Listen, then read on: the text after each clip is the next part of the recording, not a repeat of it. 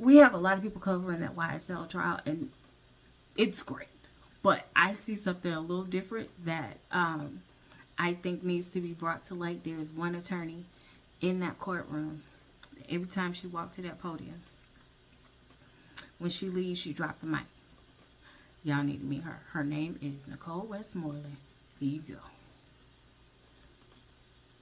Sorry, everything was not on a rolling basis. Well, And the rule that you just implemented was already the rule. okay. Chief Judge Glanville, at a certain point, because we were receiving late discovery disclosures all the time.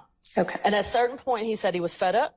He spoke to the state. He said he was drawing the line there. Okay. And that any late disclosures after that, and he did exactly what you did today. Maybe not in those exact words, but he said, is there anything else? Okay. So he gave the state this opportunity already, and he told Ms. Love specifically that if any other late disclosure of discovery came after that date, that it would be met with remedies and sanctions. So we're here again, and I'm just asking that before you exercise patience.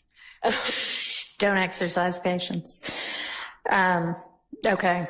That it was already supposed to have been in place and be aware of that. Okay. So, I mean, I think that. In all candor to the court, I believe that the state is arguing as if it's a first argument to you because they know you haven't been here for 19 months.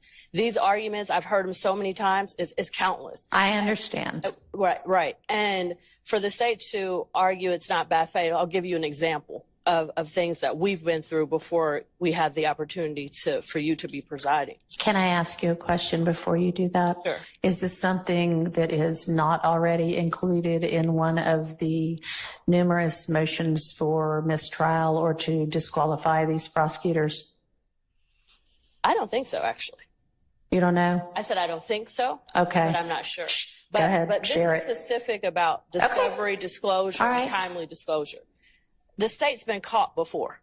Specifically, I remember a late discovery disclosure that once it was disclosed, it actually had a comment on there that was supposed to be internal that said, do not serve yet. They did it on purpose. And how many times can you say, oops? How many times can you repeatedly, systematically make the same mistake as an experienced litigator and say, it's not bad faith? Okay. Your Honor, I'm just asking that the rules be enforced. Because if they're not really rules. They're just aspirational. All right. I understand. You're welcome.